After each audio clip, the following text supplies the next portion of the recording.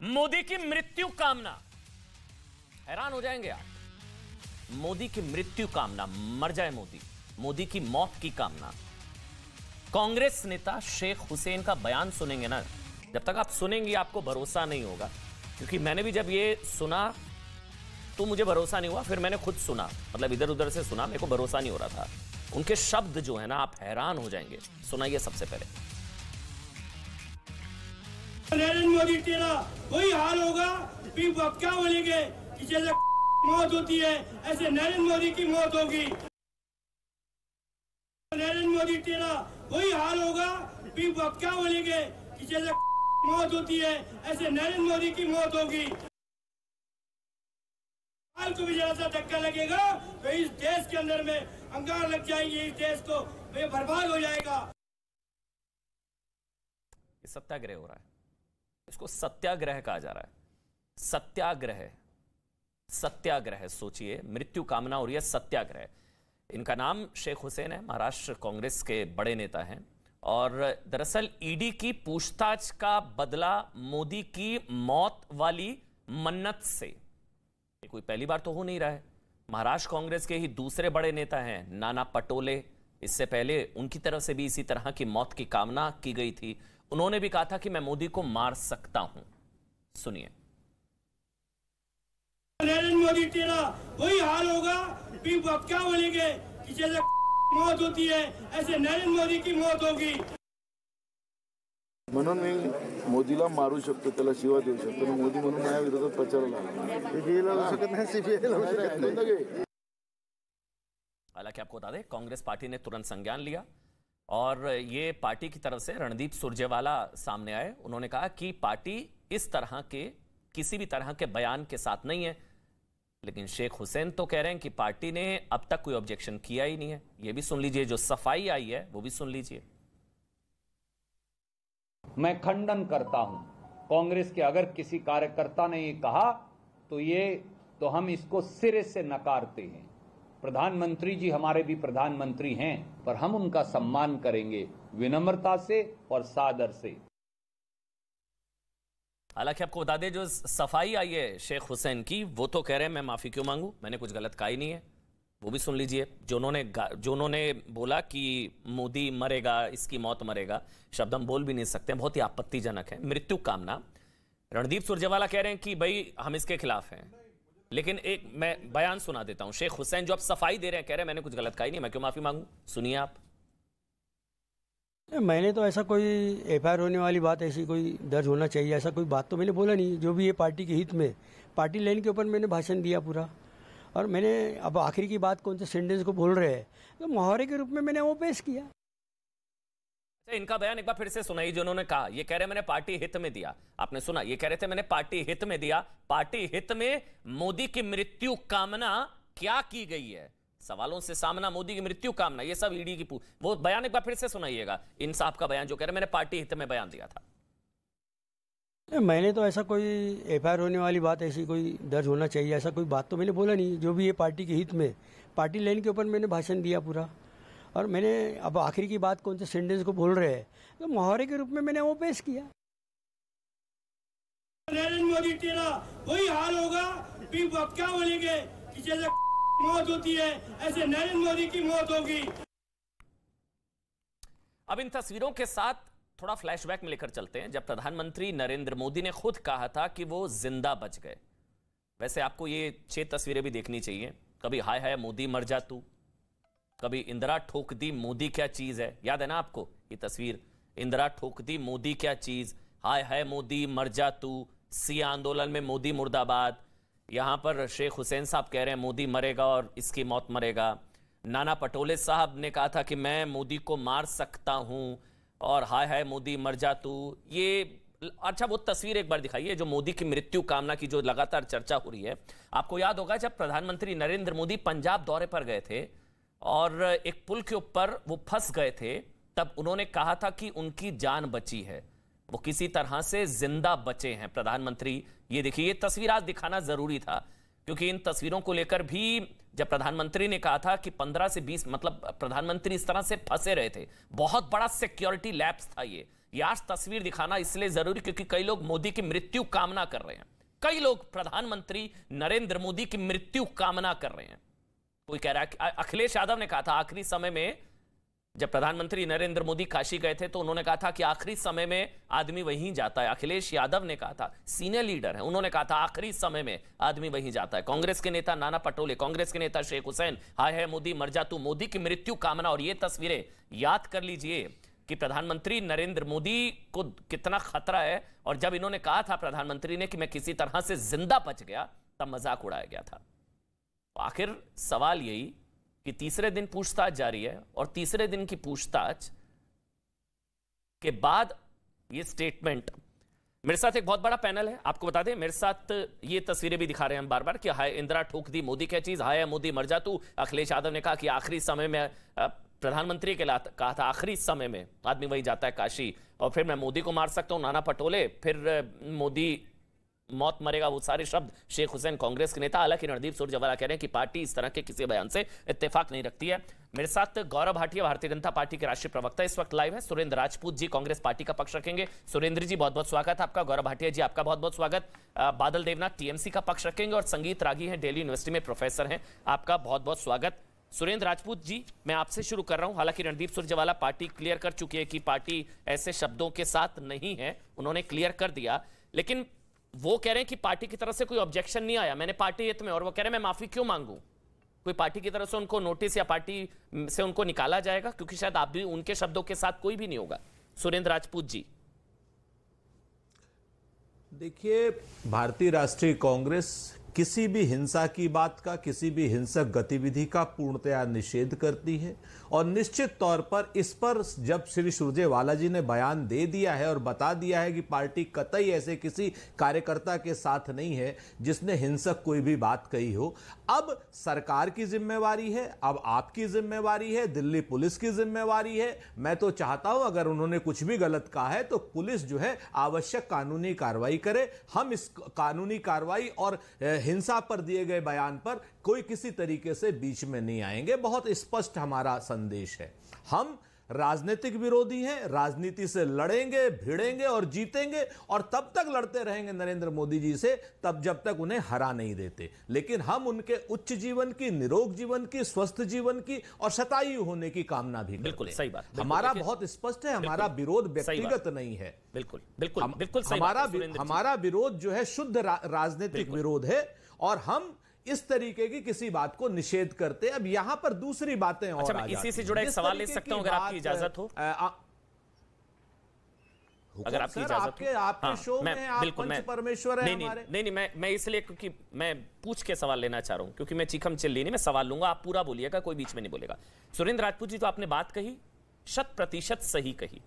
हम सब एक देश के निवासी, और बल्कि कांग्रेस पार्टी के लोगों ने जितनी देश के लिए कुर्बानी दी है, हमने 2 प्रधानमंत्री खोए हैं, इंदिरा गांधी, स्वर्गीय इंदिरा गांधी, स्वर्गीय राजीव गांधी, गोलियों से भून दिया गया, उन्होंने देश के लिए कुर्बानियां दी, देश 2 झटके झेल चुका है।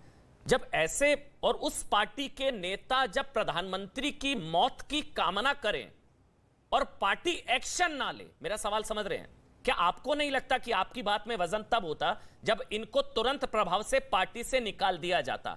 नाना पटोले अभी तक पार्टी में हैं, जिन्होंने कहा कि मैं मोदी को मार सकता हूं। ये शख्स, ये साहब भी अभी तक पार्टी में है, अगर मैं गलत नहीं हूं, कोई अपडेट है मुझे दे दीजिएगा। ये शख्स अभी भी पार्टी में है। सुरेंद्र जी, आपको नहीं लगता कि बात का वजन और ज्यादा होता, तुरंत प्रभाव से इनको निकाल दिया जाता, जो देश के प्रधानमंत्री की मृत्यु कामना करे? सुरेंद्र राजपूत जी।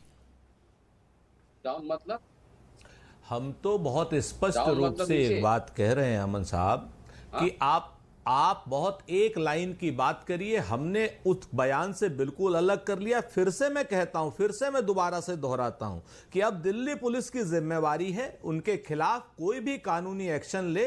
उस कानूनी एक्शन में और इस हिंसक बयान के, अच्छा दिल्ली में दिया अगर है तो वहां पर भी भारतीय जनता पार्टी, नहीं ये सर नागपुर का बयान है, आई एम सो सॉरी। अच्छा ये नागपुर का बयान है, हाँ मैं क्लैरिफाई कर दूं, ये नागपुर में ईडी दफ्तर, मतलब नागपुर का ये बयान है। कहीं का बयान हो, हाँ तो महाराष्ट्र पुलिस की बात कर रहे हैं। तो आपसे मैं फिर से मैं फिर से अब वहीं पर आ जाता हूं। तो मैं आपको नागपुर में भी देशी का संविधान चलता है ना। मैं तो आपसे जिम्मेवारी से कहता हूं पार्टी को नहीं निकालना चाहिए ऐसे आदमी को। भारतीय जनता पार्टी, अरे भाई आप सुनना ही, असल बात अब आप बहुत ठंडा करके जो है लोगों के मन में जैसे सर्फ एक्सेल और टाइड भरा जाता है ना, लगातार एक बात को 20 बार कह करके। अमन चोपड़ा साहब, आप एक बहुत अच्छे मार्केटिंग वाले हैं। ईश्वर आपको ली आइकोका की जगह पर होना चाहिए अमेरिका में। मार्केटिंग नहीं कर रहा ना मैं, मृत्यु कामना की मार्केटिंग नहीं कर रहा ना सर। आप मृत्यु की नहीं, आप भारतीय जनता पार्टी की, नरेंद्र मोदी की और भारतीय जनता पार्टी के एजेंडे की, देश के प्रधानमंत्री की मृत्यु कामना करे, तो नाम लेकर के कर। मैं तो सुरेंद्र राजपूत जी, मैं तो आपका, मैंने एक मिनट सुनिए, मैंने बोला देश ने दो प्रधानमंत्री खोए हैं सुरेंद्र राजपूत। अरे भाई मैं आपने की बात का जवाब दे रहा हूं सर। आपकी पार्टी के नेता ने कुर्बानी दी, हमारे स्वर्गीय राजीव गांधी, स्वर्गीय इंदिरा गांधी, सच सम्मान बोल रहा हूं, हमने दो झटके झेले हैं सर। देश नहीं बर्दाश्त कर सकता, हमने झटके झेले हैं। उस पार्टी के नेता अगर प्रधानमंत्री की मृत्यु कामना करें, सुरेंद्र जी मैंने बस पूछा इनको निकालना चाहिए हाँ या ना। मैं भारतीय राष्ट्रीय कांग्रेस का एक जिम्मेवार ओहदेदार होने के नाते इस पूरे बयान से पूरी कांग्रेस पार्टी कतई सहमत नहीं है। समय आने पर इनके खिलाफ कार्रवाई भी हम अपनी करेंगे, लेकिन अगर ये कार्रवाई कोई कानूनी पक्ष में हो सकती है तो भारतीय जनता पार्टी के नेताओं को, अमन चोपड़ा जैसे ख्याति लब्ध प्रस्तोताओं को चाहिए कि उनके खिलाफ कार्रवाई हो, एफआईआर करें और उस एफआईआर के अगेंस्ट में कांग्रेस पार्टी कोई भी समर्थन उस शेख हुसैन को नहीं देगी। ये हम जिम्मेवारी से कह रहे हैं। एक बात, हम आदरणीय प्रधानमंत्री नरेंद्र मोदी जी के सफल, उच्च, निरोग और स्वस्थ जीवन और सताई होने की कामना करते हैं। हम उनको हराएंगे, हम उनको हराएंगे, राजनीतिक तौर पर हराएंगे। हमारा काम भारतीय जनता पार्टी की तरीके से या जनसंघ की तरीके से हिंसा फैलाने का नहीं। हम गांधीवादी लोग हैं, गोडसेवादी लोग नहीं हैं। हम गोडसे की विचारधारा का प्रतिकार करते हैं और गोडसे की विचारधारा हमारे ऊपर जो है जिस तरीके से हिंसा की जाती है वो आपने यहां पर भी देखा, छत्तीसगढ़ में भी देखा। हमारे तमाम, विद्याचरण शुक्ल सहित तमाम हमारे नेता मारे गए हैं। सच बात यह है कि आज तक हमें इतिहास नहीं बताता है कि संघ के किसी आदमी को या भारतीय जनता पार्टी के किसी आदमी की उंगली पर खरोच भी आई हो। तो हम अपने इतिहास के साथ, हम तो पीड़ित हैं आतंक के। आतंक के पीड़ित लोगों से अगर आप पूछेंगे तो आतंक के खिलाफ बात करेंगे। सुरेंद्र जी, ठीक है सुरेंद्र जी, मतलब महाराष्ट्र में कुछ हो तो एफआईआर जो है, अब एक केतकी चिताले जी हैं जिन्होंने शरद पवार के खिलाफ कोई पोस्ट किया था, 1 महीने से जेल में है। उनके खिलाफ किसने एफआईआर की, बड़ी पुलिस त्वरित कार्रवाई महाराष्ट्र में हुई। आप मुस्कुरा रहे हैं, आप जानते हैं निखिल भामरे भी हैं, एक निखिल भामरे भी हैं, उन्होंने भी एक पोस्ट किया था, वो जेल के अंदर है। अब ये कांग्रेस के नेता हैं तो फिर पुलिस को एक्शन शायद लेना चाहिए। आप ठीक कह रहे हैं। चलिए मैं गौरव भाटिया के पास जा रहा हूं। ठीक है सुरेंद्र भाई, मैंने आपको दिए काफी समय दिया, अब मैं एक बार गौरव भाटिया के पास जा रहा हूं। बस 10 सेकंड और। अच्छा 10 सेकंड, हाँ लीजिए 10 सेकंड। हाँ 10 सेकंड। आपने जो अभी जो शरद पवार साहब के, तो वहां पर एनसीपी के कार्यकर्ता ने एफआईआर कराई, पुलिस ने उनके खिलाफ कार्रवाई की। उसी तरीके से भारतीय जनता पार्टी एफआईआर कराए, निश्चित तौर पर जिम्मेवारी से महाराष्ट्र सरकार की तरफ से कह रहा हूं, बगैर किसी भेदभाव के कानूनी कार्रवाई होगी। हम लोग उत्तर प्रदेश पुलिस की तरीके से नहीं है जो मुंह देख करके कार्रवाई करते हैं। ठीक है गौरव भाटिया, मृत्यु कामना, सवालों से सामना, इसलिए मृत्यु कामना क्योंकि आज तीसरे दिन पूछताछ, और भाई 3-3 दिन पूछताछ। पहले दिन कौन से सवाल रह गए थे, दूसरे दिन, तीसरे दिन, अब कल को कल भी बुला लेंगे, ईडी बुला लेगी। दरवाजा बंद कर लो यार। और वहां चिदम्बरम साहब की फ्रैक्चर भी उनके रिब्स में, मतलब आप देख रहे हैं क्या हो रहा है कांग्रेस नेताओं के साथ। गौरव भाटिया, देखिए अमन जी, सबसे पहले तो आपने कहा 3 दिन से बुला रहे हैं। कोई शहंशाहे शाहजहां थोड़ी ना है, लोकतंत्र में है, एक नागरिक है। जो नागरिक का अधिकार होता है वही इनका भी है। और 30 बार भी बुलाना पड़ेगा तो ईडी बुलाएगी, क्योंकि न्यायालय जाके कोई आदेश तो नहीं ला पाए। भाई चोर चोरी करेगा, भ्रष्टाचार करेगा तो न्यायालय क्यों हस्तक्षेप करेगा। लेकिन जो आपने पहले बात उठाई, याद करिए, एक पिछड़े समाज का व्यक्ति ईमानदार है, मेहनत करके देश के सबसे बड़े पद पे आता है। उससे पहले क्या प्रतिक्रिया थी? पहले प्रतिक्रिया मणिशंकर अय्यर देते हैं, चाय वाला है, कभी देश का प्रधानमंत्री नहीं बनेगा। कांग्रेस हेडक्वार्टर के अंदर एक चाय का स्टॉल लगाएंगे, जैसे चाय बेचना कोई गलत काम है। गलत काम तो देश बेचना है जो गांधी परिवार कर रहा है। और नरेंद्र मोदी जी ने अपने परिश्रम से, अपनी मेहनत से, ईमानदारी से देश के प्रधानमंत्री बने और दिखाया कि जो असंभव था वो भी संभव कर देते हैं। शुरुआत सोनिया गांधी ने खुद करी। मैं आपको याद दिलाऊं, उन्होंने कहा चौकीदार चोर है, ठीक है, मौत का सौदागर। लेकर बैठ जाएंगे वो जर्सी काउ कौन से लेकर कहता 100 है? करोड़ की गर्लफ्रेंड। मैं उधर बयानों पर नहीं जाते हैं, टॉपिक पे आ जाएं। अब यंग इंडियन पर आ जाते हैं ना, नेशनल हेराल्ड पर, वो भी अब 10 बता देंगे। अब गाली वर्सेस गाली हो जाएगा, खानदानी कच्चेबाज। हाँ, गाली वर्सेस गाली नहीं, गाली वर्सेस गाली हो जाएगा। उधर नहीं जाते हैं हम। एक मिनट, हम टॉपिक पे आ जाते हैं वापस। नेशनल हेराल्ड पास है ही नहीं कुछ ना कहने के लिए, कुछ एक नहीं। बात कहता हूं, नेशनल हेराल्ड जी, ये तरीका तो गलत है। हाँ नहीं आप बोलिए बोलिए बोलिए बोलिए बोलिए। गौरव बीच देखिए, में भाई ऐसा नहीं है, बोले थे, तरीका कोई भी गलत नहीं है गौरव भाटिया साहब। कांग्रेस के जो नेता हैं, अच्छा अमन जी, हाँ सुरेंद्र जी, वो आपके बीच में नहीं बोले थे ना, इतना सम्मान हम रख सकते हैं एक एक करके। आपको 10 मिनट में आपके पास रहा, वो आपके बीच में नहीं बोले एक बार भी। पूरा सम्मान इनका तो खानदानी सम्मान है भाई। चलिए, हमारी मजबूरी है कि हम इनके खानदान का सम्मान करते हैं। चलिए, हाँ बस कम से कम डिबेट में करिए, एक एक करके बोलेंगे, कोई बीच में नहीं बोलेगा, ऑडियो बंद रहेगा। बोलिए आप गौरव भाटिया। नहीं, डिबेट में नहीं, मसली जीवन में भी करते जी जी बिल्कुल बिल्कुल, पता है, देखिए, जी जी बिल्कुल। गौरव भाटिया कोई बीच में नहीं बोलेगा। सुरेंद्र राजपूत सम्मान करते हैं तो करिए ना भाई। अब वो आपके बीच में नहीं बोले ना, सुरेंद्र जी नहीं बोले ना वो आपके बीच में। 10 मिनट आप बोले, वो आपके बीच में नहीं बोले हैं। गौरव भाटिया अब आप बोलिए। बादल जी आ रहा हूं, संगीत रागी आ रहा हूं। हमारे बयानों की ताकत यह होती है कि कांग्रेस पार्टी के विकेट गिरने लगते हैं, बीच में बोलने लगते हैं। मैं केवल एक बात कहूंगा, ये शब्द बोले गए हैं शेख हुसैन द्वारा, ये सोच नफरत की, ये इशारा, ये निर्देश किसका है? सोनिया गांधी और राहुल गांधी का ही तो है, क्योंकि शेख हुसैन ने माफी नहीं मांगी है अमन जी। उन्होंने कहा ये एक मुहावरा है। दूसरा, कांग्रेस पार्टी ने क्या पार्टी से निकाल दिया शेख हुसैन को? आप याद करिए, भाजपा की प्रवक्ता पे कैसे कूद कूद के बोल रहे थे, क्या कार्रवाई करी, और जबकि कार्रवाई हो चुकी थी, और यहां पे कोई कार्रवाई नहीं करी है। तीसरी बात, इनको यह भी नहीं पता है कि नागपुर महाराष्ट्र में है, महाराष्ट्र में महावसूली अगाड़ी है, उस वसूली अगाड़ी का कांग्रेस पार्टी हिस्सा है। क्यों नहीं पुलिस ने गिरफ्तार किया? क्या ये वाजिब सवाल नहीं है? इसमें बोल करके मुझे बोलना पड़ेगा। अगर आप मुद्दे की बात से बात नहीं करेंगे, महावसूली महाभ्रष्ट पार्टी तो नरेंद्र मोदी की है, और अगर क्या नाम नरेंद्र मोदी के ऊपर 52 करोड़ की गर्लफ्रेंड कांग्रेस की विधवा, और इस तरीके नरेंद्र मोदी को पार्टी से निकाल दिया क्या? आता है, चुप करिए। खानदानी चोर तो तुम हो, खानदानी चोर तुम्हारी पार्टी है, खानदानी चोर तुम्हारी पार्टी है। कच्चे बेचा करते थे खानदानी रूप से, चुप कराइए। कच्चे बेचने वाले खानदानी रूप से, चोर अली बाबा क्या ईडी हेडक्वार्टर 40 चोर वहां इकट्ठे हो गए। तरी पारों की पार्टी है, अरे डकैत तो सोनिया गांधी है, डकैती करती है। अरे चोरी नहीं, देश बेचते हो तुम, कहती है रुपया लूट के 2000 करोड़ दे दिया मैंने तुम्हें। सारी देश की संपत्तियां बेच करके नरेंद्र मोदी क्या करना चाहते हैं ये बताएं, और अब तो श्रीलंका में जाकर के संपत्तियां बेच रहे हैं। अरे खानदानी चोर, राहुल गांधी सोनिया गांधी बेच बाहर है कि नहीं है बताओ?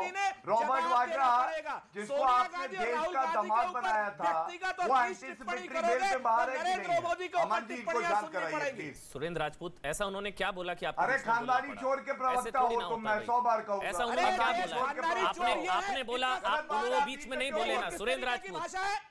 नहीं, आपकी भाषा, आप भी तो पता नहीं क्या क्या शब्द बोल रहे हैं भाई। वो राजनीतिक आरोप लगा रहे हैं ना, राजनीतिक लड़ाई लड़िए ना। अपना सर क्यों बताते हैं हम लोग? ये राजनीतिक लड़ाई है, ये बकवास है। क्या बोला उन्होंने? क्या बोला बताइए, क्या बोला? क्या शब्द थे उनके? चोर कहेगा ये बेवकूफ आदमी। नहीं, आपने भी तो क्या कहा, आप भी तो अपना सर बता रहे थे। खानदानी चोर है, लूटा है, बेल पे बाहर है सोनिया गांधी। अरे चौकीदार चोर है, आप भी तो कहते थे। देश बेचने वाला है, दोनों भ्रष्टाचारी है, नरेंद्र मोदी है, बोल रहा हूं मैं, और पूरी भाजपा ने देश बेच दिया है। चोट पे बोलूंगा, भ्रष्टाचारी है तुम्हारा परिवार जो है आज की डेट में कॉन्ट्रैक्ट पे लोग भ्रष्टाचारी। अरे कौन है बेल पे बाहर बताओ, कौन है बेल पे बाहर? गौरव भाटिया से सारे भ्रष्टाचारी भरे पड़े हैं। ये अली बाबा को खानदानी चोर बात करता है, बुलाया, चोर तो ईडी तय कर लेगा। अली बाबा भाई चोर तो ईडी तय करेगा ना सुरेंद्र जी कौन है, बात खत्म। आपके मेरे स्टूडियो में बैठने से बोलने से कोई तय नहीं हो जाएगा ना सुरेंद्र जी, कोई साबित नहीं होगा। रुकिए ना गौरव जी के बोलने से ना आपके बोलने से, वो तो ईडी तय करेगी ना, वो तो जांच एजेंसी कोर्ट तय करेगा ना। नहीं चौकीदार चोर चलिए छोड़िए ना, आप लोगों ने प्रधानमंत्री को रुके एक मिनट अमन जी, 52 करोड़ की शांत करा रहा हूं आप, मैंने बोला भ्रष्टाचार के आरोप है, शांत कराइए। पार्टी से नरेंद्र मोदी को निकाल दिया, शांत कराइए इनको 1 मिनट। नरेंद्र मोदी जी देश के प्रधानमंत्री हैं, तुम सब पे भारी हैं, करो समझ गए। जब आई नरेंद्र मोदी जी की आंधी तो उड़ गया राहुल गांधी, आई जब नरेंद्र मोदी जी की आंधी तो उड़ गया राहुल गांधी और उड़ के गया इटली में खाया पिज्जा, भ्रष्टाचार किया, वापस आया ईडी के जवाब नहीं दे पा रहा, पसीने छूट रहे हैं। राहुल गांधी कह रहा है मम्मी मुझे बताइए ये 2000 करोड़ की संपत्ति कैसे हुई, मम्मी को भी नहीं पता है। अच्छा चलिए मुद्दे पे आ जाते हैं, छोड़िए ना पर्सनल। गौरव भाटिया मैं एक सवाल पूछता हूं आपसे, गौरव भाटिया एक मुद्दे पर आ जाते हैं। गौरव भाटिया, आप लोगों का आरोप है 50 लाख लगाए 5000 करोड़ बनाए, ये सुरेंद्र जी कह रहे हैं कि मुद्दे पर आ जाइए। ये बताइए, 1 मिनट दे रहा हूं आपको, 50 लाख लगाए 5000 करोड़ बनाए, ये मुद्दा है ना, समझाइए कैसे। 1 मिनट दे रहा हूं आपको, आप सुरेंद्र जी बीच में नहीं बोलेंगे क्योंकि वो चाह रहे हैं मुद्दे पर आ जाइए। बोलिए अब आप गौरव भाटिया, फिर मैं संगीत राग आ रहा हूं। मैं अब आपके सामने जो तथ्य रख रहा हूं एक का भी उत्तर ये दे दे। पहली बात, 420 का मामला सोनिया गांधी और राहुल गांधी पे चला, ये सर्वोच्च न्यायालय गए, सर्वोच्च न्यायालय ने कहा हम इसे रद्द नहीं करेंगे, प्रथम दृष्टया प्रमाण है। दूसरी बात, आप कह रहे हैं 50 लाख लगाए 2000 करोड़ कमाए, नहीं, 1 रुपया नहीं लगाया है, 1 रुपया। इन्होंने 1 करोड़ का लोन एक हवाला कंपनी से लिया जिसका नाम डोटेक्स था, उसमें से 50 लाख रुपए दिए, वो भी डोटेक्स के थे। आप मुझे बताइए 2000 करोड़ की संपत्ति इनकी हो गई और जेब से रुपया गया, अठन्नी नहीं, ये भ्रष्टाचार नहीं है, मनी लॉन्ड्रिंग नहीं है, 420 नहीं है, खानदानी चोर ना कहें तो इनकी आरती उतारे। तीसरी बात, जब 51 करोड़ का चेक डोटेक्स ने दिया, आपको मालूम है यंग इंडिया का अपना अकाउंट नहीं था। चौथी बात, 9 करोड़ शेयर जब ट्रांसफर हुए, अमन जी इनसे पूछ लीजिएगा, तारीख बता दे, 9 करोड़ रुपए पहले जो 9 करोड़ शेयर थे ट्रांसफर हो गए और 50 लाख का चेक उधार का बाद में दिया गया। ऐसे कौन सी कंपनी काम करती है? हवाला रैकेट बना रखा है, सरकार चला रहे थे, क्या भ्रष्टाचारी का अड्डा बनाया? आपके 4 सवाल हो गए, ये टॉपिक पर बात हुई ना। अब ठीक है, हाँ अब आप संगीत रागी पहले आ, फिर बादल देवनाथ आप, एक कमेंट आप दोनों का भी। मैंने शुरुआत में दोनों को समय दिया 20 मिनट, अब आप दोनों की बारी। संगीत रागी पहले आप।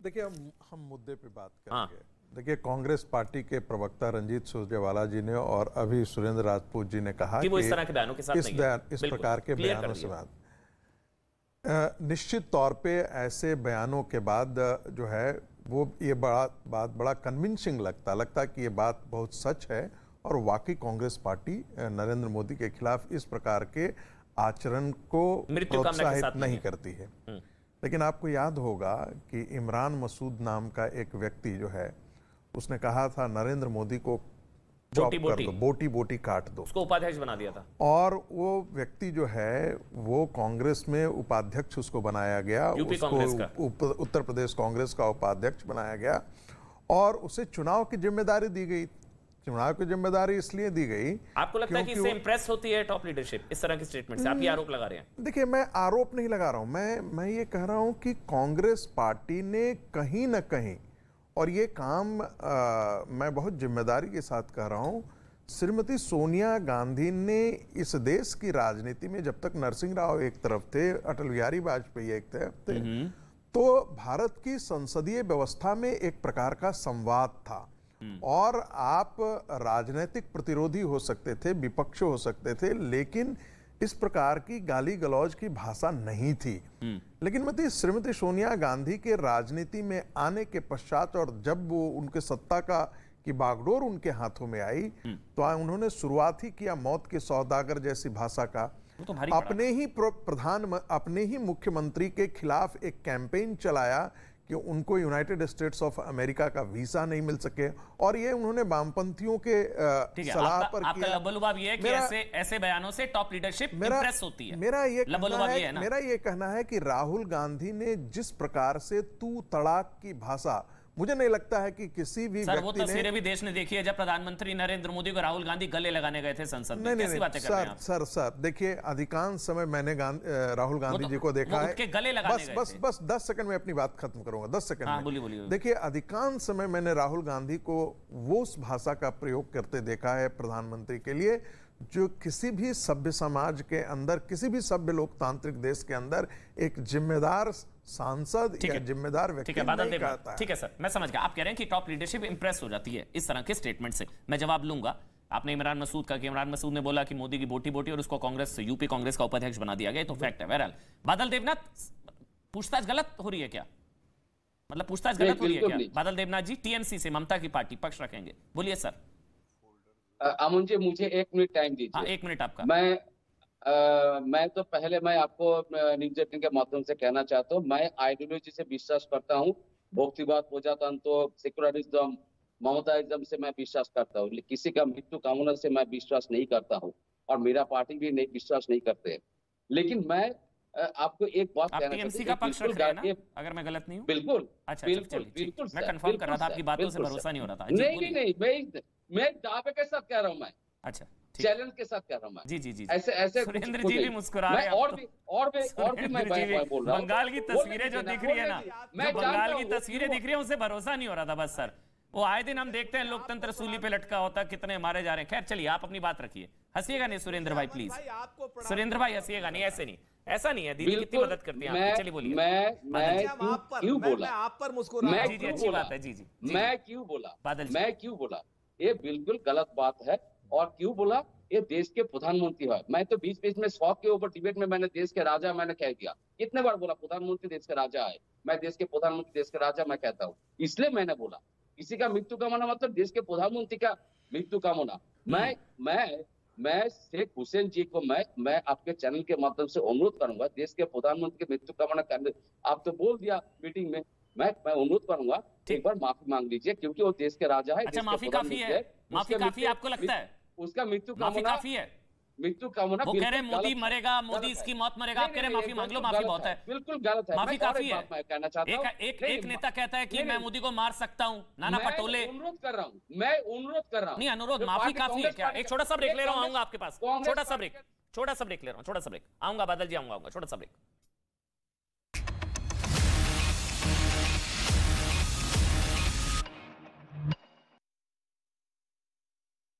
बेरहम और खतरनाक बताते हैं, और ऐसा करके कादिरफ न सिर्फ दुश्मनों के बीच डर पैदा करते हैं, बल्कि अपने लड़ाकों का हौसला भी बढ़ाते हैं। मारियोपोल की जंग के वक्त भी कादिरफ ने अपने कमांडरों के ऐसे ही वीडियो जारी किए थे, जिनमें वो ताबड़तोड़ हमले बोलते दिखाई दिए थे।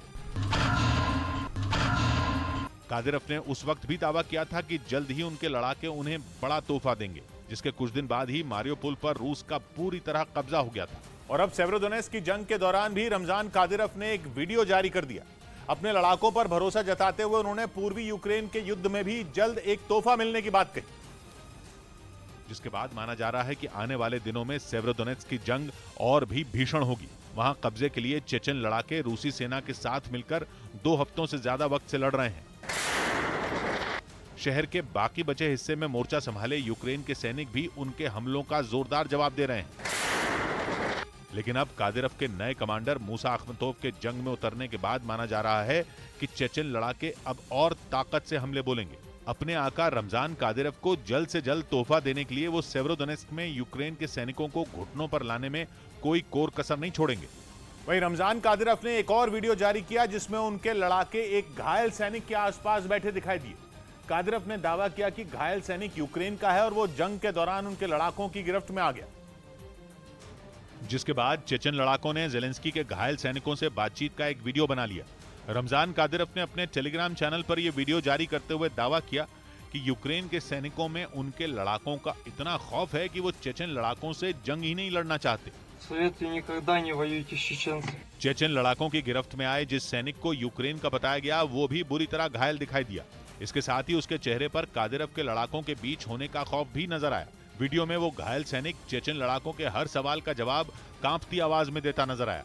और इसी वीडियो को जारी करके रमजान कादिरोव ने ज़ेलेंस्की को धमकी दे दी कि वो पश्चिमी देशों से मदद लेना बंद कर दें। कादिरोव ने दावा किया कि रूस के साथ जंग में यूक्रेन को पश्चिमी देश भी नहीं बचा पाएंगे। और कादिरोव ने ऐसा दावा इसलिए किया क्योंकि वो आने वाले दिनों में यूक्रेन पर और भी खतरनाक हमले की तैयारी कर रहे हैं। रमजान कादिरोव ने चेतावनी दी कि उनके लड़ाके रूसी सेना के साथ मिलकर यूक्रेन के सैनिकों को सबक सिखाएंगे। वो ऐसा हमला बोलेंगे कि ज़ेलेंस्की के जवानों को भागने तक की जगह नहीं मिलेगी। कादिरोव ने चेचन लड़ाकों के कब्जे में आए सैनिक का वीडियो जारी करके ये भी साफ कर दिया कि अगर यूक्रेन ने रूस के सामने जल्द घुटने नहीं टेके तो आने वाले दिनों में यूक्रेन की सेना के हर सैनिक का हाल ऐसा ही होगा। इधर पंजाबी सिंगर सिद्धू मूसेवाला हत्याकांड में गिरफ्तार शार्प शूटर संतोष जाधव को अपनी हत्या का डर सताने लगा है। एक रोज पहले ही महाराष्ट्र की पुणे पुलिस ने उसे गुजरात के भुज से उसके एक साथी के साथ गिरफ्तार किया था, जिसके बाद पुणे पुलिस उससे लगातार पूछताछ कर रही है ताकि पंजाबी सिंगर सिद्धू मूसेवाला हत्याकांड की सच्चाई सामने आ सके। 29 मई को पंजाब के मानसा में मूसेवाला की दिन दहाड़े बीच सड़क पर गोली मारकर हत्या कर दी गई थी। 2 गाड़ियों में आए बदमाशों ने मूसेवाला को गोलियों से छलनी कर दिया था। पुलिस का दावा है कि इस हत्याकांड में 8 शार्प शूटर शामिल थे, लेकिन 2 हफ्ते से ज्यादा का वक्त गुजर जाने के बाद भी अभी तक पुलिस के हाथ खाली हैं। सिर्फ पंजाब पुलिस ही नहीं बल्कि दिल्ली, हरियाणा और महाराष्ट्र की पुलिस भी इस हत्याकांड को सुलझाने में जुटी है। पुलिस का दावा है कि मूसेवाला को मारने के लिए अलग अलग राज्यों से शूटरों को बुलाया गया था और उनमें संतोष जाधव भी शामिल था, जो पुणे का रहने वाला है और महाराष्ट्र के कुख्यात अरुण गवली गैंग का गुर्गा भी है। आरोप है कि उसने 1 साल पहले पुणे में एक आदमी की हत्या कर दी थी, जिसके बाद मौत होती है ऐसे नरेंद्र मोदी की मौत होगी।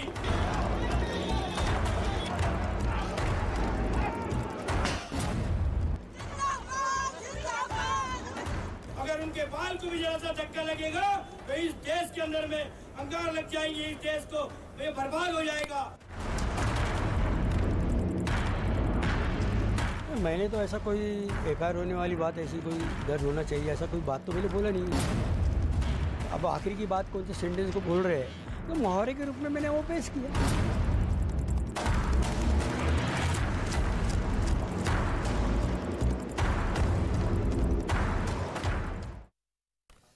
जी हाँ, सवालों से सामना, मोदी की मृत्यु कामना।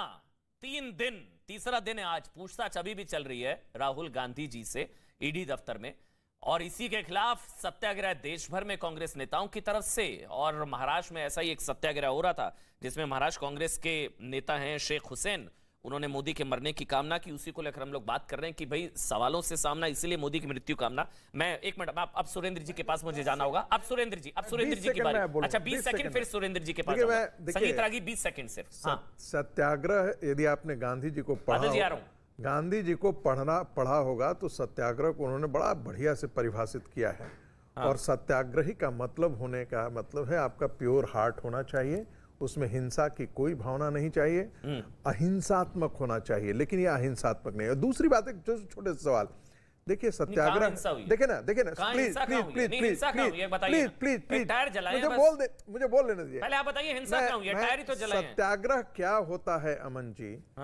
कि एक प्रदेश के मुख्यमंत्री को, जिसका एफआईआर में नाम भी नहीं था, उसको 9 घंटे उससे आप पूछताछ करते हैं, और जब वह तो उससे पानी, जब वो उसे शायद 25-30 पानी थोड़ी नहीं, यहाँ तो खाने पीने के लिए इजाजत भी दी जा रही है, तो वो भी ना दे, आप ये चाह रहे हैं? नहीं 30 घंटे तो हो गए उस पर भी नरेंद्र मोदी जी ने कहा था हमें ये पानी भी स्वीकार नहीं है। और यदि उस समय वो हिंदू हृदय सम्राट थे, ध्यान रखिएगा, यदि एक आह्वान भारतीय जनता पार्टी का होता तो करोड़ों भारतीय जनता पार्टी के और इस देश का हिंदू मन जो है वो न्यौछावर कर देता उस समय। लेकिन किसी ने नहीं कहा कि कांग्रेस पार्टी के किसी अधिकारी के खिलाफ हिंसा होगी, या भारतीय जनता पार्टी का या हिंदू का, कोई भी मन आकर के नहीं कहा कि सड़कों पर हम रक्तपात करेंगे, युद्ध करेंगे, झगड़ा करेंगे, हिंसात्मक प्रदर्शन करेंगे। मुझे लगता है कि कांग्रेस ये बाजी हार रही है, ऐसा करके कांग्रेस बाजी हार रही है। सुरेंद्र राजपूत जी, अब आप बोलिए सर। 3 बातें। पहले तो मैं आखिरी की बात का जवाब दे दूं कि जो पूछताछ हुई थी वो एसआईटी ने की थी और सुप्रीम कोर्ट की एसआईटी ने की थी, उससे कांग्रेस का कोई लेना देना नहीं था। अगर आप सुप्रीम कोर्ट के खिलाफ और देश के संविधान के खिलाफ आह्वान करना चाहते थे तो आप करते। कांग्रेस के ऊपर यह मिथ्या आरोप मत लगाइए और इतिहास के लोगों को, जो लोग पढ़ाते हैं इतिहास को, कम से कम उन्हें इस तरीके की भाषा का इस्तेमाल नहीं करना चाहिए अपनी पढ़ाई को देखते हुए। एक बात। दूसरी बात, अभी जो क्या नाम बात आई साहब की डोटेक्स कंपनी का, मैं आपके चैनल पर दूसरे चैनल का नाम नहीं लेता हूं। डोटेक्स कंपनी एक बड़े सम्मानित बिजनेस परिवार की कंपनी है और इतने सम्मानित बिजनेस परिवार की कंपनी है कि भारतीय जनता पार्टी के 2 से 3 मित्र चैनल जो हैं वो उन्हीं के पैसे से चल रहे हैं। अगर उन्होंने कहीं कोई अगर वो लोग हवाला के कारोबारी हैं तो निश्चित तौर पर जांच होनी चाहिए, मनी लॉन्ड्रिंग की जांच होनी चाहिए। और उन 2-3 जितने भी चैनल हैं, आप कहेंगे तो नाम भी ले दूंगा मैं, तो उनके खिलाफ भी सारी जांच हो जाए, अभी क्लियर हो जाएगा। दूध का दूध, पानी का पानी। रामनाथ गोयनका को, प्रख्यात स्वतंत्रता संग्राम सेनानी को, जिन्होंने इंपीरियल बैंक बनाए, जिन्होंने स्टेट बैंक ऑफ इंडिया के जो बोर्ड ऑफ डायरेक्टर्स में रहे, उनको ये लोग हवाला ऑपरेटर कह रहे हैं। शर्म नहीं आती? एक बार भाजपा से और संघ से पूछ करके आते तो ज्यादा बेहतर था। तीसरी बात अभी जो इन्होंने कही कि आर्टिकल 25 के अंतर्गत, चूंकि सुप्रीम कोर्ट के वकील हैं, पता नहीं पढ़ करके आए, नकल करके पास हुए हैं। पिताजी तो इनके बड़े ही शानदार इंसान थे, बहुत पढ़े लिखे थे, वो तो कभी इस तरह की गलती नहीं कर सकते थे। आर्टिकल 25 के अंतर्गत जो नॉन प्रॉफिट कंपनी होती है वो अपने से ना तो ₹1 का डिविडेंड निकाल सकती है, ना ₹1 का कोई शेयर ट्रांसफर कर सकती है, ना ₹1 का किसी को ले सकती है, ना कोई तनख्वाह ले सकती है, ना दे सकती है, ना ही कोई प्रॉफिट का काम कर सकती है। अगर कोई प्रॉफिट का काम किया हो तो उस प्रॉफिट के काम को भी दोबारा कंपनी में रीइन्वेस्ट करना होता है। यानी जो भी उसके शेयर होल्डर हैं, इक्विटी के होल्डर हैं, उनके पास इस कंपनी से कुछ नहीं जाएगा। इस कंपनी का मालिकाना हक एक तरीके से भारत सरकार के पास होता है। तो अगर यंग इंडिया ने कोई गलती करी है तो पीएम केयर फंड की तरीके से नरेंद्र मोदी जी से पूछ लीजिए, भाई यंग इंडिया ने कौन सी गलती करी है, तो आर्टिकल 25 के अंतर्गत है वो। एक सवाल गौरव जी, मैं 2 सवाल लेना चाह रहा हूं। बीच में टोक देते हैं सर। नहीं सर, आपने 1.5 मिनट बोला, मैं सवाल ले सकता हूं, मैं अगर आपकी इजाजत हो। आपने बोला इस पर भारत सरकार का यंग इंडियन पर भारत सरकार का अधिकार है, आप ये कह रहे हैं? हाँ, अच्छा, यंग इंडिया लिमिटेड के डायरेक्टर कौन है? मैं फिर यंग इंडिया डायरेक्टर कोई भी हो, कौन है? नाम लीजिए। सोनिया गांधी, राहुल गांधी, मोतीलाल बोरा जी। मैं डायरेक्टर राहुल गांधी, 76% राहुल गांधी और Sonia Gandhi, young India limited, number 1। Number 2, मैं इसीलिए हाँ, नंबर 2, यंग इंडिया के पास एजेएल की 2000 करोड़ की संपत्ति है, हाँ या ना? नहीं है जी। एजीएल की एक नए पैसे की भी संपत्ति यंग इंडिया के पास नहीं है। 90 करोड़ शेयर 10 रुपए के ट्रांसफर हुए हैं। शांति भूषण जी कोर्ट चले गए हैं। शांति भूषण जी कोर्ट गए हैं। वो मार्कंडे काटजू जी भी गए हैं कोर्ट। हाँ, शांति भूषण जी सुन लीजिए। हाँ जी। चाहे शांति भूषण कोर्ट गए हो, चाहे मार्कंडे काटजू को कोर्ट गए हो, आप एक चीज को बहुत स्पष्ट रूप से समझ लीजिए कि यहां पर चूंकि पैसा कांग्रेस पार्टी सीधे एजेएल को नहीं दे सकती थी, उनके आप जैसे पत्रकार मित्र, चूंकि आप लोग संपन्न लोग हैं, लेकिन जो नेशनल हेराल्ड में काम कर रहे थे कर्मचारी और पत्रकार, आपको मालूम नहीं, लखनऊ आइए, मैं उनके घरों में आपको लेके चलता हूं। जिस तरीके का आंदोलन चल रहा था, 90 करोड़ रुपए की जो देनदारी थी, उसमें से 67 करोड़ पत्रकारों की देनदारी तो थी। वो माफ क्यों कर दिया? 90 करोड़ अपनी तरफ से 90 करोड़ माफ क्यों कर दिया? क्या किया था? इसीलिए माफ मैं बताता हूं, वो भी बताता हूं। वो 90 करोड़ इसलिए माफ कर दिया कि एजेएल देने की स्थिति में नहीं थी। पैसा कहां से देती? अगर एजेएल के पास पैसा होता तो वो 90 करोड़। ये आप कंफ्यूज कर रहे हैं सुरेंद्र भाई, ये आप गलत आप नहीं confuse. Young India limited right to recover young India limited के पास था। मैं कंफर्म कर दूं आपको पूरा, एक बार वो ग्राफिक्स दिखा दीजिए। इसीलिए तो मैं 1 मिनट में समझा देता हूं मैं। अरे भाई सुरेंद्र भाई, तो पता है आपको, आप अपनी तरफ से जो बात कर रहे हैं सुन लीजिए उसको भी। अच्छा चलिए, आप बोलिए, फिर गौरव आप बोलिएगा, आप कंप्लीट करिए, आप पक्ष रखिए अपना। कांग्रेस पार्टी, ये गौरव भी जानते हैं, क्योंकि गौरव अगर का भी समाजवादी पार्टी में अगर गौरव यादव होते, गौरव मोदी नहीं होते, तो ये हमारी भाषा बोल रहे होते।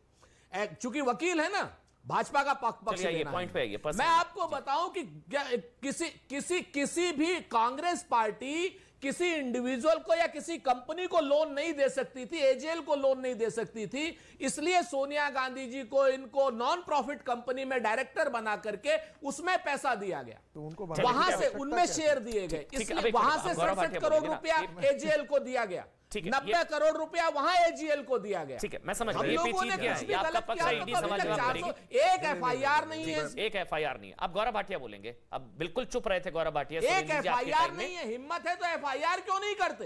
हिम्मत है तो एफआईआर क्यों नहीं करते? गौरव भाटिया अब आपका टाइम शुरू होगा, कोई बीच में नहीं बोलेगा। सुरेंद्र जी वो आपके बीच में नहीं बोलेंगे। 2015 हो गया सुरेंद्र जी, बस गौरव भाटिया बोलेंगे। अब गौरव भाटिया अब आप बोलिए, आपका टाइम। लेकिन मैं उम्मीद करूंगा गौरव से मुद्दे पर बोले, चोर डकैत की बात करेगा, वो आप नहीं तय करेंगे ना, वो आप नहीं तय करेंगे ना, वो आप नहीं, आप भी तो पर्सनल हुए ना, आपने भी तो पता नहीं क्या क्या बोला उनके पिताजी, और ये पता नहीं क्या क्या बोला आपने। आप तय करेंगे वो क्या बोलेंगे, ऐसे नहीं होता ना सुरेंद्र जी। पिताजी का सम्मान नहीं तो आप लाइक क्यों रहे हैं पिताजी को डिबेट में? भाई पिताजी हमारे सीनियर थे। चलिए बस इसलिए कह रहा हूं कि ये खानदानी चोर, ये उल्टी सीधी, ये बस आप नहीं तय करेंगे वो क्या बोलेंगे। का सम्मान, चलिए ठीक, बस गौरव भाटिया आप बोले। नहीं, लेकिन अगर ये मुद्दे से भटकेगा तो बीच में बोला जाए। नहीं, कोई बीच में नहीं बोलेगा। गौरव भाटिया बोलेंगे, सबका ऑडियो बंद रहेगा, कोई बीच में नहीं। आपने 2 मिनट बोला, वो आपके बीच में नहीं बोले।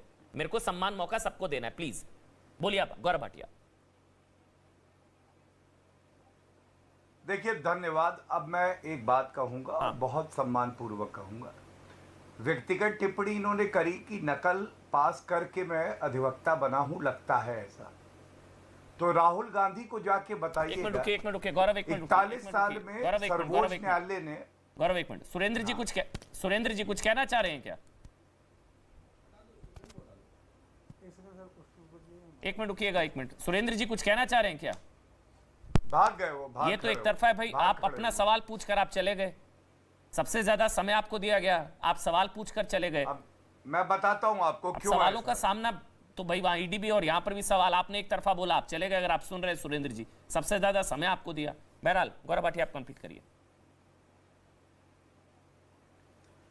देखिए, उठ के चले गए हैं क्योंकि गीदड़ पार्टी के गीदड़ प्रवक्ता हैं, व्यक्तिगत टिप्पणियां करते हैं। जब उत्तर सुनने का समय आता है तो भाग खड़े होते हैं। श्री नरेंद्र मोदी जी मुख्यमंत्री थे, 9 घंटे 10 घंटे, अभी संगीत रागी जी बता रहे थे, पूछताछ हुई। ईमानदार थे, छुपाने के लिए कुछ नहीं था। अमन जी, उन्होंने सारे सवालों का उत्तर दिया और बाद में देश के प्रधानमंत्री बने हैं। और दूसरी तरफ ये जो गीदड़ प्रवक्ता आते हैं, ये व्यक्तिगत टिप्पणी करते हैं। चले गए हैं लेकिन सुन रहे हैं, मुझे पता चला है, तो मैं 1-2 बातें कह दूं। नकल कौन करता है? 51 साल के अपरिपक्व बालक, खानदानी चोर के जो सदस्य हैं राहुल गांधी, शोक संदेश लिखने के लिए फोन देख के शोक संदेश लिखते हैं। और जिसपे वो टिप्पणी कर रहे थे ना, 41 साल में सर्वोच्च न्यायालय से मैं वरिष्ठ अधिवक्ता बना हूं, और राहुल गांधी अगर आ जाए और मेरे नौकरी मांगे तो अपने ऑफिस में चपरासी की नौकरी ना दूं मैं। ये बात तो हो गई व्यक्तिगत, जो उनका कमेंट था उस पर टिप्पणी। लेकिन अब मैं विधिक बात जो उन्होंने करी मैं बता दूं। ये कांग्रेस के प्रवक्ता पढ़ते लिखते नहीं हैं। आर्टिकल 25 कुछ होता ही नहीं है, सेक्शन 25 है कंपनीज एक्ट का, नॉन प्रॉफिट कंपनीज रजिस्टर इसमें होती है। और ये कह रहे थे भारत सरकार का कंट्रोल होता है, ऐसा कुछ नहीं है अमन जी। ये कम पढ़ने लिखने वाले कांग्रेसी प्रवक्ता ही कह सकते हैं। सेक्शन 25 की ही कंपनी हिमाचल प्रदेश में थी, कांग्रेस की सरकार आई 2013 में, और इन्होंने एफआईआर करी, 420 की ही करी। जब ये करे तो सब अच्छा है, और अगर ईडी इनसे पूछताछ कर ले तो खराब हो जाती है। दूसरी बात, इनसे सवाल ये पूछना था, आपने शायद वो बात अभी उठाई नहीं। 60 लाख रुपए महीना रेंट आता है, जो स्टेट्समैन हाउस बिल्डिंग है, जो कि एजेएल कंपनी की हुआ करती थी। मैं पूछना चाहता हूं, राहुल गांधी बताएंगे 60 लाख रुपए प्रति माह किसके पास जा रहा है? यंग इंडियन के, क्योंकि कंट्रोलिंग स्टेक उसका है। और जेब से रुपया कितना दिया है अमन जी? 1 चवन्नी नहीं दी, और इतना 2000 करोड़ की संपत्ति इनकी हो गई। तीसरी, वो गलत कह रहे हैं ना, मैंने बता दिया। सेक्शन 25 पढ़े, पी चिदम्बरम, सलमान खुर्शीद जी, अभिषेक मनु सिंघवी जी, ये सब बड़े प्रतिष्ठित वकील हैं, मेरे साथी हैं, उनसे जाके पूछे, वो बेहतर बता देंगे। दूसरी बात, आपने इनसे ये पूछना चाहिए था, 90 रुपए का कर्ज था, मान लीजिए जेब में 2000 रुपए आपके पड़े हैं, क्या आप 2000 रुपए निकाल के 90 रुपए का कर्ज नहीं चुकता कर सकते हैं? कर सकते हैं ना। 1910 तब भी बच जाएंगे, लेकिन नहीं, वो 2000 करोड़ रुपए यंग इंडियन में दे दिया जो 2000 करोड़ की संपत्ति थी। तीसरी बात जो सबसे अहम है, इन्होंने कहा कि एफआईआर नहीं हुई है। इनको यह भी ज्ञान नहीं है कि अगर सीबीआई और ईडी जांच करती है तो इनकी जांच प्रिलिमिनरी इंक्वायरी पीई पे भी इंटेरोगेशन हो सकता है। ये पी चिदम्बरम साहब ने भी आज ट्वीट किया, मैंने जवाब भी दिया है। आप बताइए, विधिक ज्ञान इनको है नहीं, खानदानी चोर ये हैं। आप विश्व में, अमन जी, एक परिवार ऐसा बताइए राजनीतिक विश्व में जिसके 3 सदस्य, सोनिया गांधी बेल पे, राहुल गांधी बेल पे और रॉबर्ट वाड्रा एंटीसिपेटरी बेल पे, भ्रष्टाचार के मामले में बाहर है। आप एक लायर होके अब आप उल्टा सीधा बात बोल रहे हैं, खानदानी चोर कह रहे हैं। खानदानी चोर क्यों नहीं? माफी मांगना चाहिए। खानदान के 3 सदस्य भ्रष्टाचार के आरोप में लिप्त है, क्यों ना मांगू? क्यों ना मांगू? कह सकते हैं क्यों ना मांगू? पहले तो क्यों नहीं बोलूं, बताइए। पहले आप क्यों नहीं माफी मांगना चाहिए। आप पहले दूसरा परिवार बताइए। कृष्ण जी को मैं अनुरोध किया, आप माफी मांगने देश के प्रधानमंत्री को आपके मृत्यु का आप हमें सिखाएंगे। मैं उसको अनुरोध कंकड़ वाला रसगुल्ला हमें सिंगाएगा। वही बात ममता बनर्जी की भाषा देखी है, चड्डा पड्डा नड्डा कह रही थी हमारे राष्ट्रीय अध्यक्ष को। आप सिखाएंगे मर्यादा।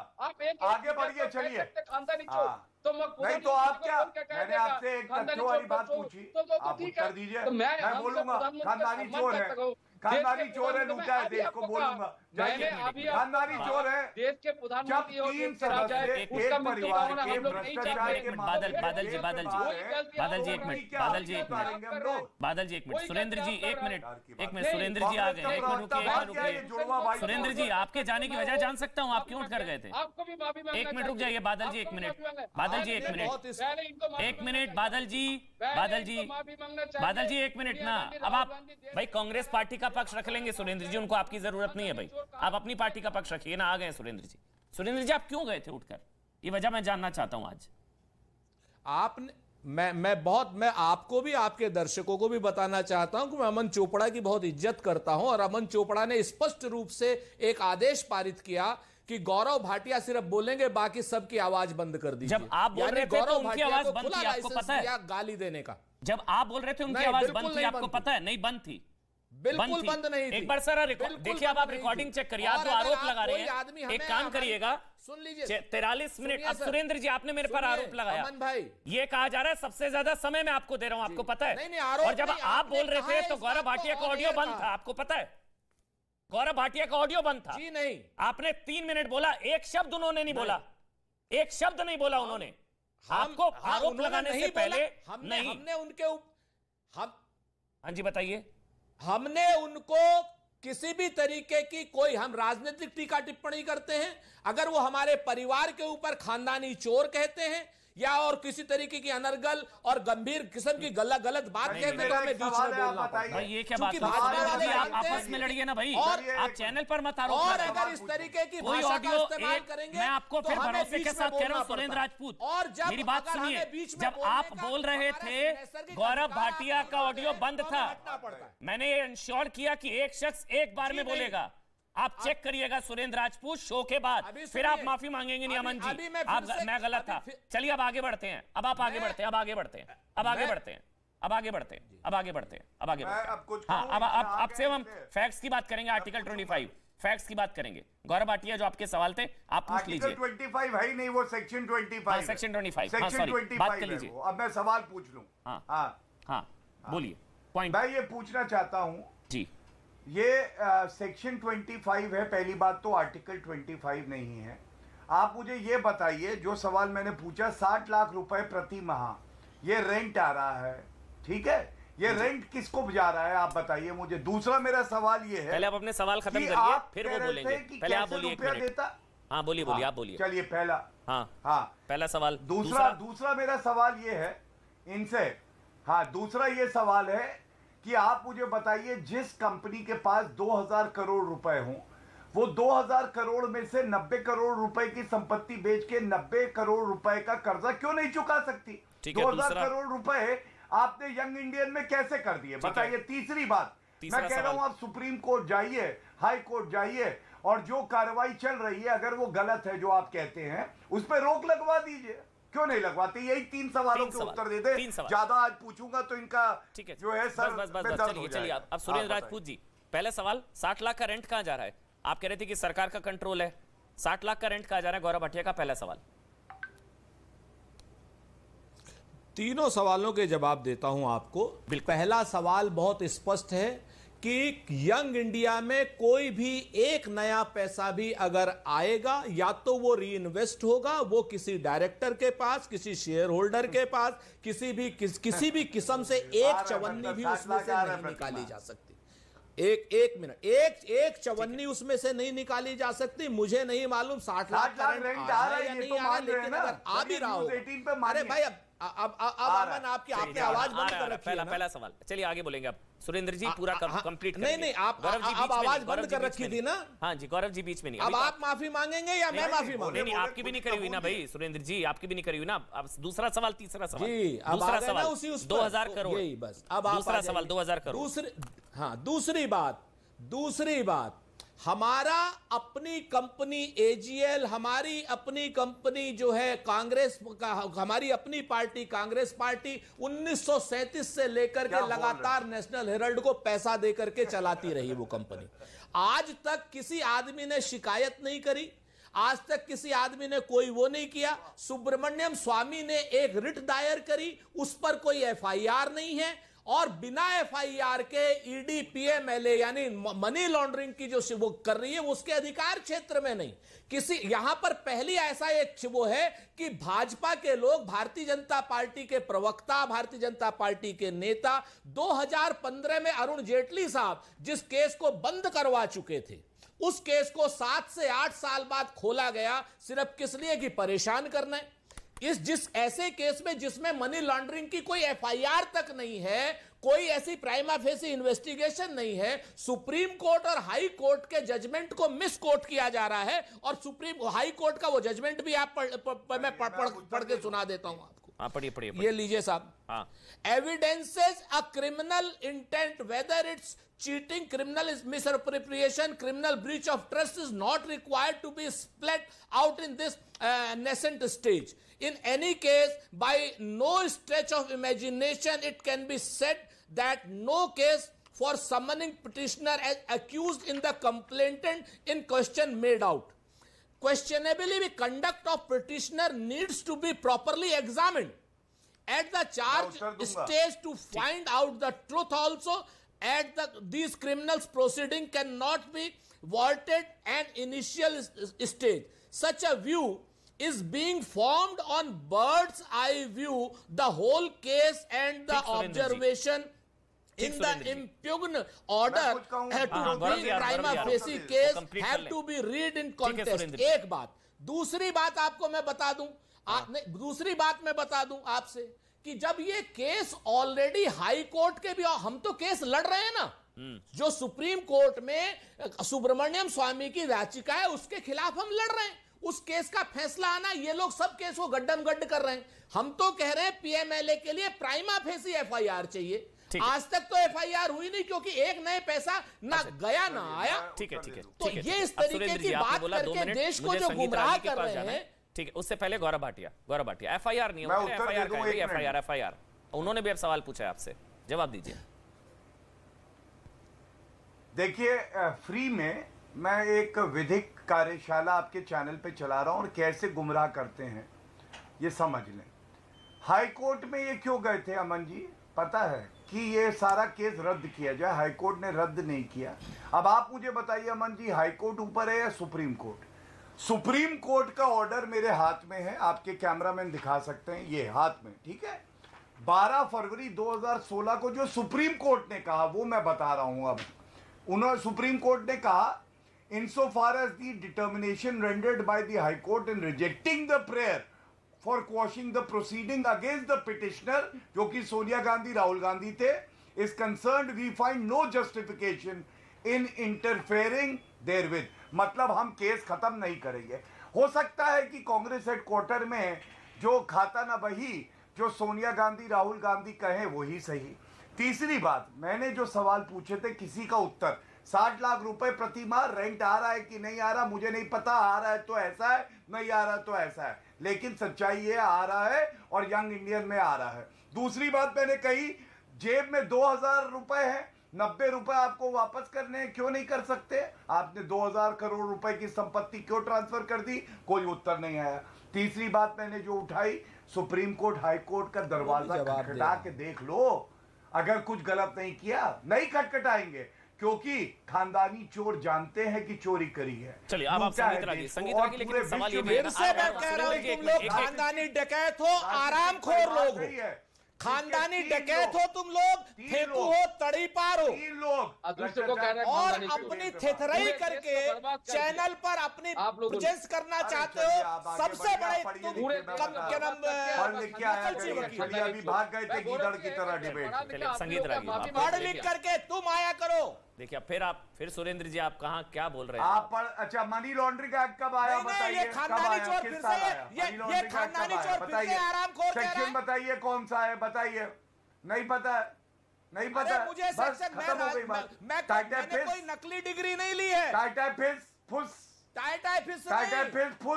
फुस हवा निकल गई। लीजिए जैसे इनका जोकर गांधी, जैसे ये कुछ नहीं आता जाता इनको। सुन लीजिए, यशवंत कुछ नहीं आता जाता है, बस बोलना है, व्यक्तिगत टिप्पणियां करनी है। अरे टाटा फिश हो गई, यूपीए सरकार, जाइए इटालियन पिज्जा खाइए, अरे चाइनीज चाउमीन खाइए, लाइए जाइए। पढ़ना है नहीं, तुम्हें सिर्फ चाटुकारिता करनी है। अरे चलिए सुप्रीम कोर्ट का ऑर्डर पढ़ दिया, शर्म करिए कि यशवंत सिन्हा लेकर के आए थे, अपने फैक्ट्स को चेक करो, डिस्पोज ऑफ कर चुका है और ये यहाँ कह रहे मुकदमा लड़ रहे हैं। जब सुप्रीम कोर्ट ने डिस्पोज ऑफ कर दिया तो कौन सा मुकदमा लड़ रहे हो? इटालियन कोर्ट में लड़ रहे हो क्या?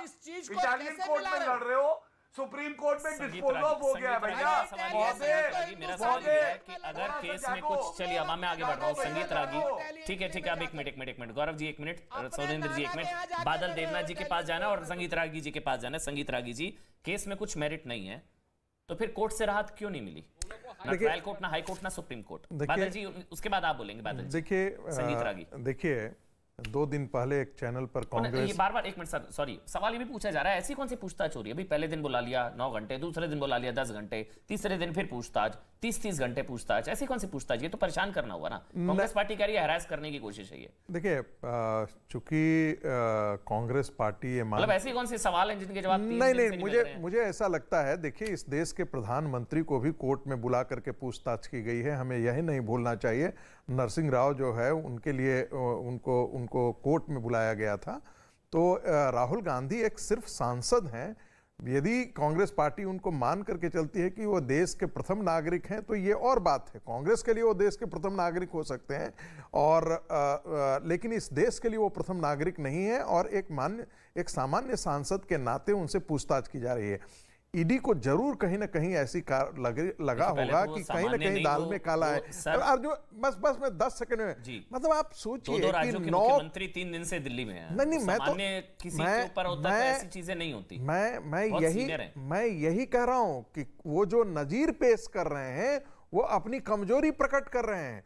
वो ये देश को बताने की कोशिश कर रहे हैं कि हमारे खिलाफ जो कार्रवाई की गई है और राजनीतिक दुर्भावना से की जा रही है।